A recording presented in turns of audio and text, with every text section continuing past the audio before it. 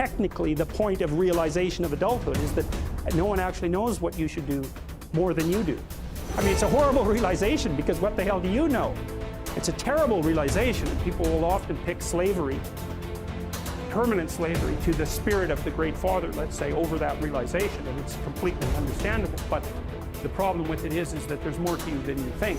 So if you continue to hide behind that figure, then you never have a chance to understand that there's more to you than you think, far more to you than you think. I want you to think about who you have to be.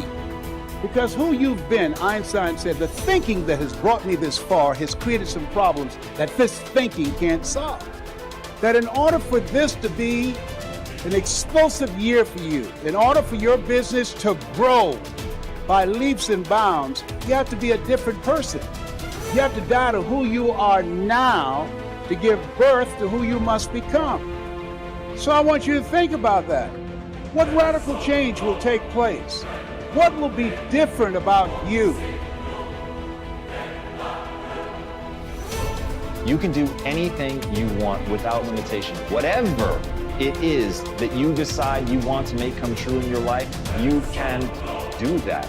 It is going to take an inhuman amount of work. You're going to have to be prepared to break yourself in half. You are going to have to learn more than anyone has ever learned. You're going to have to push yourself harder than anyone has ever asked you to push yourself before. You're going to go way beyond your breaking point. You're going to run until you vomit. You're going to study until you fall asleep. You're going to push and push and push, and then you're going to push some fucking more. And when you hit the limit, you're going to push again beyond that. You're going to force yourself into an adaptation response.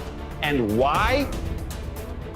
Because as Malcolm X said, the future belongs to those who prepare for it today.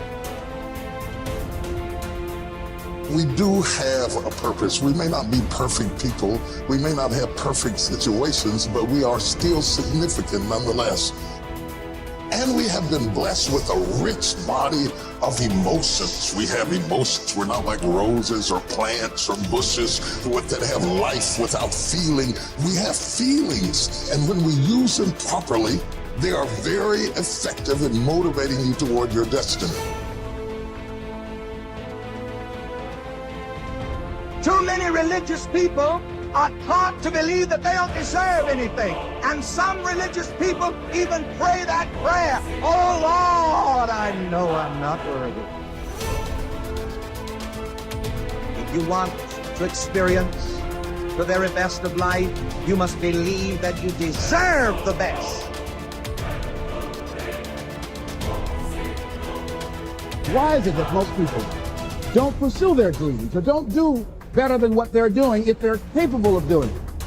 I think that many of us don't go the next step because we don't know what to do yet. And I say that the reason that we don't even explore the possibility of what to do is because subconsciously we don't believe that it can happen for us, and we don't believe that we deserve it. I'm saying that you've got to make some conscious effort to begin to work to develop you. Get the action habit. Here's something leaders in every field agree on. There is a shortage of top-flight, expertly qualified persons to fill key positions. There really is, as the saying goes, plenty of room at the top. As one executive explained, there are many almost qualified people, but there is one success ingredient often missing. That is the ability to get things done, to get results. Every big job, whether it be operating a business, high-level selling, in science, the military, or the government, requires a man who thinks action. Principal executives looking for a key person demand answers to questions like, will he do the job? Will he follow through? Is he a self-starter? Can he get results, or is he just a talker? All these questions have one aim: to find out if the fellow is a man of action. Excellent ideas are not enough. An only fair idea acted upon and developed is 100% better than a terrific idea that dies because it isn't followed up. The great self-made merchant John Wanamaker often said, "Nothing comes merely by thinking about it." Think of it. Everything we have in this world, from satellites to skyscrapers to baby food, is just an idea acted upon. As you study people, both the successful and the just average, you find they fall into two classes. The successful are active. We'll call them activationists. The just average, the mediocre, the unsuccessful are passive. We'll call them passivationists. We can discover a success principle by studying both groups. Mr. Activationist is a doer. He takes action, gets things done, follows through on ideas and plans. Mr. Passivationist is a don'ter. He postpones doing things until he has proved he shouldn't or can't do them, or until it's too late. The difference between Mr. Activationist and Mr. Passivationist shows through in countless little ways. Mr. Activationist plans a vacation. He takes it. Mr. Passivationist plans a vacation, but he postpones it until next year.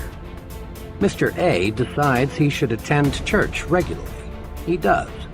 Mr. P thinks it's a good idea to go to church regularly too, but he finds ways to postpone acquiring this new habit. Mr. A feels that he should drop a note to someone he knows to congratulate him on some achievement. He writes the note. Under the same circumstances, Mr. P finds a good reason to put off writing the note, and it never gets written. The difference shows up in big things too. Mr. A wants to go into business for himself. He does.